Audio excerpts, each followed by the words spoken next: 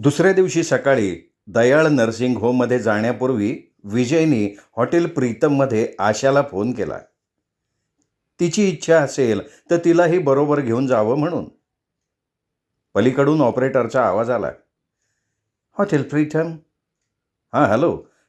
आपल्या हॉटेलमध्ये suite number 23मध्ये मिस आशा ओंकार आहेत. प्लीज जरा त्यांना कनेक्ट करून द्याल, विजय म्हणाला. Yes please, hold on, operator मधुर स्वरात म्हणाली. मी 23 नंबरला रिंग देते हां. थँक्स हं. विजय तशाच मधाळत स्वरात म्हणाला. रिसिव्हर कानाला लावून राहिला. काही क्षणांनी पुन्हा त्याच्या कानात ऑपरेटरचा आवाज शिरला. हॅलो. येस. सॉरी सर, मी बराच वेळा मिस आशा ओंकारांना रिंग केली, पण पलीकडनं कोणी फोन उचलत नाही आहे. एक तर त्या अजून झोपेतनं उठलेल्या नसाव्यात किंवा मग कुठेतरी बाहेर गेल्या असाव्यात. अच्छा, ठीक आहे, मी पुन्हा फोन करीन. आपण त्यांना फक्त एक मेसेज द्या. मिस्टर विजय अवस्थींचा फोन आला होता असं सांगा. फादन नाव काय म्हणालात? विजय अवस्थी. ओके, मी नोट डाऊन केलं आहे. मी देते आपला मेसेज, ऑपरेटर म्हणाली. थँक्स म्हणून विजयनं रिसिव्हर ठेवला. ऑफिसच्या इमारतीतून बाहेर पडून त्याने टॅक्सी पकडली. 11:10 तो दयाळ नर्सिंग होमजवळ पोचला. देसाई काहीशा अस्वस्थपणे गेटवरच उभे होते. विजयला बघताच ते म्हणाले, मी तुझीच वाट बघत होतो. मला थोडा उशीर झाला, सॉरी. अरे, मोठी गडबड झाली आहे विजय. देसाई काहीशा चिंतायुक्त स्वरात म्हणाले. काय झालंय? अरे, भैयासाहेब गायब झालेत. काय? भान विसरून विजय ओरडला. हे कसं शक्य आहे? God knows. देसाई खांदे उडवत म्हणाले. अरे, पण भैयासाहेब नाहीसे झालेत हे खरं आहे. एकतर भैयासाहेब संधी साधून इथून पळून गेलेले असावेत किंवा मग बाबूरावांनी त्यांना इथून पळवून नेलेलं असावं. डॉक्टर बॅनर्जींना चेकअप करायची संधी मिळू नये म्हणून. विजयला काल रात्रीच्या ॲम्बॅसिडरची आठवण झाली. अच्छा, म्हणजे डॉक्टर बॅनर्जींना नाही तर भैयासाहेबांनाच पळवून नेण्याची त्यांची योजना होती तर. म्हणूनच ते इथे संधीची वाट बघत थांबले होते. आपल्याला खरं म्हणजे हे कालच लक्षात यायला हवं होतं. कालच्या त्याच्या अनुत्तरित प्रश्नाचं उत्तर त्याला मिळालं होतं. पण देसाईंना ते काही न सांगता तो म्हणाला, तुम्ही म्हणताय त्याप्रमाणे ह्यात बाबूरावाचा हात असण्याची शक्यता आहे. भैयासाहेब स्वतःहून इथून पळून जाणं शक्यच नाही आहे. कसं काय? विजयच्या त्या ठाम बोलण्यानं देसाईंनी आश्चर्याने विजयकडे बघितलं. मी काल रात्री इथे आलो होतो, त्यावेळी मी भैयासाहेबांना पाहिलं होतं. तू? हो, मी स्वतः माझ्या डोळ्यांनी पाहिलंय. भैयासाहेबांचे हातपाय कॉटला बांधून ठेवण्यात आले होते. आता तुम्हीच सांगा, भैयासाहेबांसारखा वृद्ध माणूस आपले हातपाय सोडून घेऊन पळून जाऊ शकेल? इम्पॉसिबल. इथे नक्कीच काहीतरी चालबाजी झालेली आहे. जर तशी काही चालबाजी झाली असेल तर ती करणाऱ्यांच्या नावे वॉरंट काढण्यात येईल. कोर्टाची तशी ऑर्डरच होती. डॉक्टर बॅनर्जी कुठे आहेत? चल आज चल. देसाईंच्या बरोबर विजय फाटकातनं आत शिरला.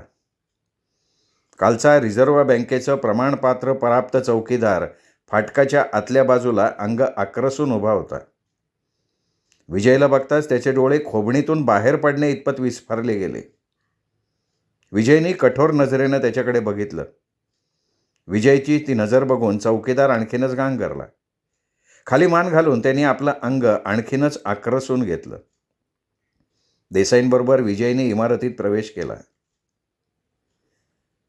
भैयासाहेबांना ठेवलं होतं ना त्याच खोलीत डॉक्टर बॅनर्जी आहेत, देसाई म्हणाले. विजय काही बोलला नाही. पॅसेजच्या एका टोकाला वळल्यानंतर देसाई समोरच्याच एका खोलीत शिरले. त्यांच्या मागोमाग विजयही. आत फक्त 2 व्यक्ती होत्या. एका बाजूला एक नर्स उभी होती. विजय, हे डॉक्टर बॅनर्जी.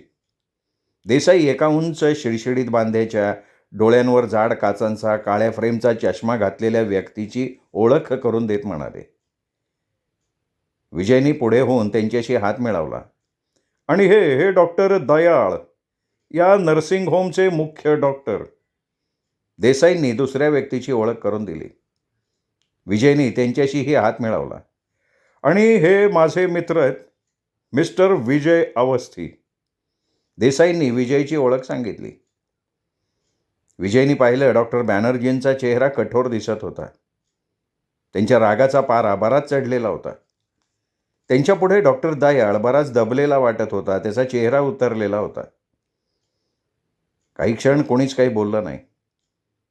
मग डॉक्टर बॅनर्जींनी त्या शांततेचा भंग केला. डॉक्टर दयाळला उद्देशून म्हणाले, भैयासाहेबांवर इलाज करताना त्यांना जी जी औषधं दिली जात होती त्याचं रेकॉर्ड मला बघायचं आहे. रेकॉर्ड नाहीये, दयाळ काहीशा खालच्या आवाजात म्हणाला. रेकॉर्ड नाहीये का? बॅनर्जी पुन्हा तापले. आम्ही रुटीन औषधाचं रेकॉर्ड ठेवत नाही. मला असं समजलंय की तुम्ही भैयासाहेबांना बरीच उत्तेजित औषधं देत होता. ती कोणती ते मला बघायचं आहे. आम्ही असली कसलीच औषधं त्यांना दिलेली नाहीत. जर अशी काही औषधं दिली गेली असतील तर ती मिसेस ओंकारांनी दिलेली असावीत. या मिसेस ओंकार कोण? पेशंटच्या त्या वहिनी लागतात. मिस्टर बाबूराव ओंकारांच्या त्या पत्नी. त्या अनुभवी नर्स आहेत. त्या अधूनमधून पेशंटच्या देखभालीसाठी इथे येत असत. आणि तुम्ही त्यांना येऊ देत होतात. आम्ही त्यांना कसं काय अडवणार? त्या अनुभवी नर्स आहेत, पेशंटच्या नातेवाईक आहेत. शिवाय आमच्याकडे स्टाफ तसा अपुरा आहे. मिसेस ओंकारांची मदत आम्हाला होत असेल तर आम्ही त्याच्यासाठी का हरकत घ्यावी? आणि त्या बदल्यात त्या पेशंटला विष खायला घालत असतील तर त्यालाही तुम्ही कशासाठी हरकत घ्यावी, असंच ना? असं कसं म्हणता डॉक्टर तुम्ही? त्या कोणी परक्या नव्हत्या ना, नातेवाईक होत्या पेशंटच्या. त्या असं काही कशाला करतील, नाही का? पेशंटचं सामान कुठे? प्रथमच विजयनी दयाळला विचारलं. कसलं सामान? त्यांचे कपडे, शेविंगचा सेट, म्हणजे रोजच्या वापरातलं. असं काहीही नव्हतं त्यांच्याबरोबर. याचा अर्थ पेशंटला इथे जबरदस्तीनं आणण्यात आलं होतं असा होतो. कसं काय? जेव्हा एखादा माणूस उपचार करून घेण्यासाठी हॉस्पिटलमध्ये राहायला येतो तेव्हा तो आपल्याबरोबर रोजच्या वापरातले कपडे, दाढीचं सामान, पेस्ट, टूथब्रश वगैरे सामान नक्कीच घेऊन येतो. बरोबर आहे. पण केव्हा? जेव्हा तो मानसिकदृष्ट्या पूर्ण निरोगी असतो तेव्हा. सामान वापरण्या इतपत तो चांगल्या अवस्थेत असतो तेव्हा. समजलं? दयाळनं काहीशा विजयी स्वरात म्हटलं. म्हणजे भैयासाहेब मानसिकदृष्ट्या निरोगी नव्हते असं तुम्हाला म्हणायचंय? अर्थात. नाही तर त्यांना इथे कशासाठी आणलं असतं? आणि ते इथून नाहीसे कसे झाले मग? पळून गेले इथनं. तुमची खात्री आहे? 100%. डॉक्टर, विजय एक एक शब्द सावकाश आणि ठामपणे उच्चारत म्हणाला. तुमच्या माहितीत भर पडावी म्हणून सांगतोय. काल रात्री भैयासाहेबांना मी इथे या खोलीत पाहिलं होतं.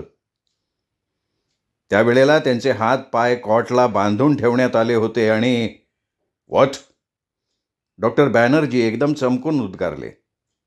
हां डॉक्टर, मी खरं तेच सांगतोय. तुम्ही आत आलात कसे? डॉक्टर दयाळ तीव्र स्वरात विजयला म्हणाला. तुम्ही आधी माझ्या प्रश्नाचं उत्तर द्या. डॉक्टर बॅनर्जी मध्येच तीक्ष्ण स्वरात डॉक्टर दयाळला म्हणाले. भैयासाहेबांना इथे कॉटला बांधून ठेवण्यात येत होतं? नेहमी नाही. दयाळ पडेल आवाजात म्हणाला. मग? जेव्हा भैयासाहेब उत्तेजित होऊन आवरण्याच्या पलीकडे जात होते तेव्हा त्यांना कॉटला बांधून ठेवण्यात येत असे. काल रात्री भैयासाहेब असेच उत्तेजित झाले होते म्हणून तुम्ही त्यांना बांधून ठेवलं होतं? हो. डॉक्टर, तुम्हाला कल्पना आहे का तुम्ही किती तर्कविसंगत विधान करताय? यात विसंगत काय आहे? जो माणूस वेडेपणाच्या एवढ्या स्टेजवर पोचलाय की त्याला हातपाय बांधून ठेवावं लागतं, असा माणूस शहाण्यासारखी स्वतःची सुटका करून घेतो. मग हॉस्पिटलचे कपडे काढून ठेवतो, स्वतःचे कपडे घालतो आणि अगदी सावधपणे कुणाच्याही दृष्टीला न पडता इथून बाहेर पडतो, आणि तेही त्याच्यापाशी बसच्या भाड्यापुरते पैसे नसताना. असं तुम्ही म्हणताय डॉक्टर? दयाळ अस्वस्थपणे हाताची चाळवाचाळव करत राहिला. डॉक्टर, एक तर तुम्ही खोटं बोलताय किंवा मग भैयासाहेब वेडे नव्हते. नाही, माझ्या म्हणण्याचा अर्थ हा नव्हता. डॉक्टर दयाळ आता चांगला गांगरला होता. मग काय होता तुमच्या म्हणण्याचा अर्थ? शक्यता आहे कोणीतरी पळून जाण्यासाठी त्यांना मदत केलेली असावी. कोणी कोणी? तुमच्या स्टाफपैकी कोणी? नाही, कुणीतरी बाहेरच्या माणसानी. डॉक्टर पुन्हा एकदा विजय मध्येच म्हणाला, मला असं कळलंय की खोलीला बाहेरून कुलूप लावून चावी तुम्ही तुमच्या जवळ ठेवत होतात. हे तुम्हाला कसं माहिती? डॉक्टर दयाळ आता अगदी हैराण झाला होता. हे खरंय का?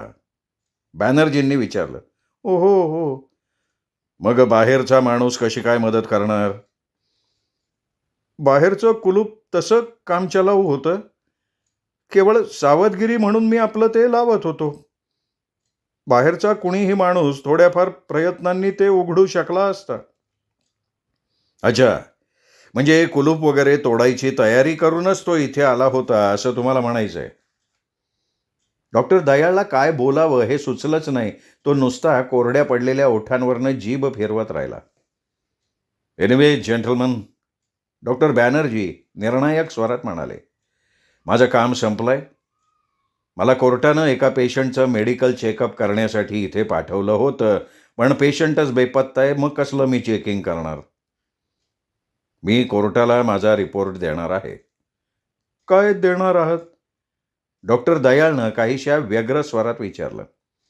हेच की पेशंट मोठ्या संशयास्पद रीतीनं इथून नाहीसा झाला आहे, आणि या नर्सिंग होमच्या कामात इतकी बेपर्वा वृत्ती, बेजबाबदारपणा आणि अव्यवस्था आहे की कुणीही बाहेरचा माणूस इथे येऊन पेशंटला वाटेल ते औषध देऊन जातो आणि डॉक्टरांना त्याची काहीही कल्पना नसते. ते जाणून घ्यायचा सुद्धा थोडाही प्रयत्न करत नाहीत. Sister come on. आणि कुणाचाही निरोप न घेता डॉक्टर बॅनर्जी तिथनं बाहेर पडले.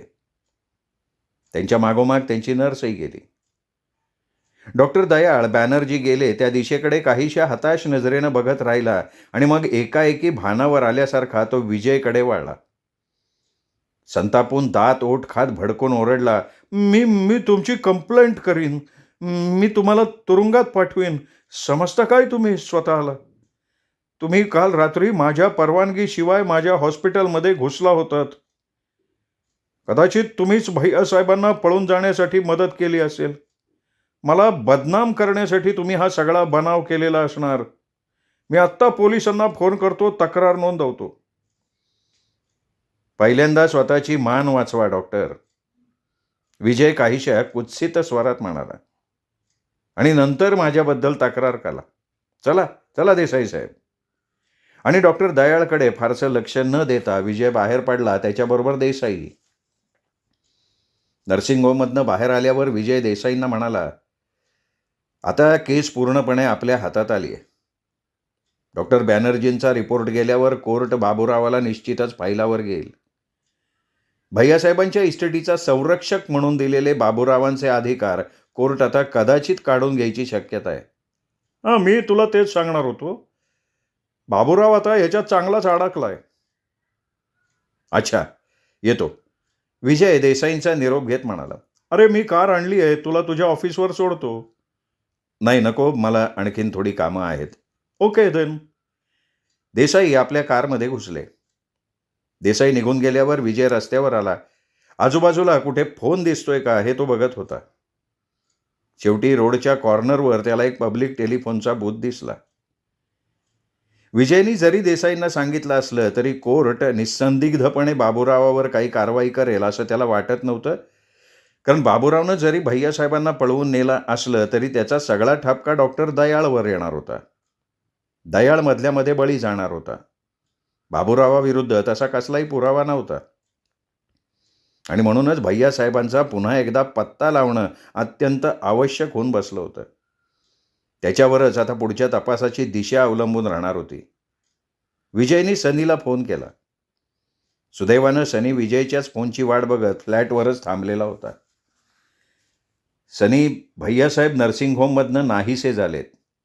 सनी फोनवर येताच विजय म्हणाला, काय सांगतो? नाहीसे झाले ते? कसे, केव्हा, कुठे?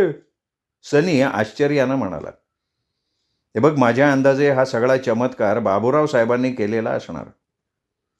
डॉक्टर बॅनर्जींना भैयासाहेबांची मेडिकल तपासणी करण्याची संधी मिळू नये म्हणून त्यांनी नर्सिंग होममधनं कोणाच्याही नकळत भैयासाहेबांना पळवून नेलेलं असावं. नर्सिंग होममधल्या डॉक्टरांचा यात काही हात नाही? माझ्या अंदाजे नसावा.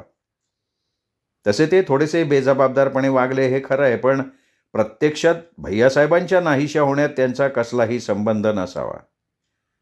अरे पण एवढं नर्सिंग होमच्या इमारतीत शिरून बाबूरावानं अगदी अलगद भैयासाहेबांना कसं काय पळवलं असेल? काल रात्री मी या नर्सिंग होमला भेट दिली होती. तिथून बाहेर पडल्यावर एका माणसाने मला, मी सरकारी डॉक्टर आहे का, अशी विचारणाही केली होती. 100% सांगतो तो माणूस बाबूरावाचा असावा. भैयासाहेबांना पळवण्याची संधी शोधत तो तिथे थांबलेला असावा. त्यानंतर कुठल्या तरी पद्धतीने त्याने इमारतीत प्रवेश मिळवला असावा. कदाचित त्यासाठी गेटवरच्या पहारेकऱ्याला किंवा आतमध्ये काम करणाऱ्या एखाद्या कर्मचाऱ्याला त्यांनी पैशाची लालूच दाखवलेली असावी. कदाचित माझा हा तर्क चुकीचा सुद्धा असू शकेल, पण ह्या दिशेनं जर आपण चौकशी चालू केली तर काहीतरी हाताला लागायची शक्यता आहे. पण अरे, हे फार कठीण काम आहे. मुख्य म्हणजे एकट्याचं अजिबात नाही आहे. आपली काही नेहमीची माणसं या लाईनवर काम करायला सोडली पाहिजेत. अरे मग सोड, खर्च फार होईल. होऊ दे रे, तू कशाला रडतोयस स्वतःच्या खिशातून जाणार असल्यासारखा? एजन्सीच्या नावावर पडणार आहेत ना ते कैसे? बघ, ही केस निकालात काढल्यावर आपली फी आणि झालेला खर्च क्लायंटकडून मिळेलच ना आपल्याला. असं म्हणतोयस का? मग ठीक आहे, मी करतो सगळी व्यवस्था. माझी कालची चिठ्ठी मिळाली ना? हो. खरं म्हणजे मी त्यासाठी तुझ्या फोनची वाट बघत थांबलो होतो. माझा विचार होता मी स्वतःच विजापूरला जाऊन बाबूराव आणि आनंदीबाईंची आणखीन माहिती गोळा करतो. नाही, ते आपल्याला नंतर करता येईल. तूर्त सध्या आपल्याला इथे भरपूर काम आहेत. बाबूरावचा पूर्व इतिहास शोधण्यापेक्षा भैयासाहेबांचा शोध लावणं जास्त महत्त्वाचं आहे. भैयासाहेबांचा शोध लागला नाही तर मग आपण बाबूरावाच्या मागे हात धुवून लागू. ओके. आणखीन काही? नाही बस. तुला काही माहिती मिळाली तर मला ऑफिसवर फोन कर. हो, करतो. पलीकडून सनीनं फोन डिस्कनेक्ट केल्यावर विजयनी तिथूनच हॉटेल प्रीतमचा नंबर डायल केला. सूट नंबर 23मध्ये असलेल्या मिस आशा ओंकार यांना कनेक्ट करा प्लीज. पलीकडून हॉटेल प्रीतमच्या ऑपरेटरचा आवाज येताच विजय म्हणाला, तुम्ही मिस्टर विजय अवस्थी तर बोलत नाही ना? म्हणजे ज्यांनी सकाळी फोन केला होता? हो, मी विजयच बोलतोय. मिस्टर अवस्थी, मिस आशा ओंकार आपल्या सूटमध्ये नाही आहेत. मी तुमचा मेसेज देण्यासाठी रूम बॉयला पाठवलं होतं, पण त्यांची रूम बंद होती आणि अजून त्या परत आलेल्या नाहीत. कुठे गेली आहे ती? आता ते मी कसं काय सांगू शकणार ना सर. हो, ठीक आहे. प्लीज तुम्ही माझं एक काम करा. मिस आशा ओंकार आल्याबरोबर तुम्ही त्यांना लगेच माझी भेट घ्यायला सांगा. Okay sir. थँक्यू. विजयनं रिसिव्हर क्रेडलवर ठेवून दिला. तो काहीशा विचारी मुद्रेनं क्षणभर बूथमध्येच उभा राहिला. आशा नेमकी कुठे गेली असावी? ती स्वतःहून गेली असावी का तिलाही भैयासाहेबांसारखंच? आईला, ही एक माणसं अशी गायब व्हायला लागली तर होणार कसं? पण आता करण्यासारखं काही काम नव्हतं. विजय मग सरळ टॅक्सी पकडून ऑफिसवर आला. सनीच्या फोनची वाट बघत बसून राहिला. श्रोते हो, हा होता सुरेश वैद्य लिखित आघात या कादंबरीचा 6वा भाग. 7वा भाग ऐकण्यासाठी उद्या भेटूयात दीपक रेगे कथाकथन चॅनलवर. नमस्कार.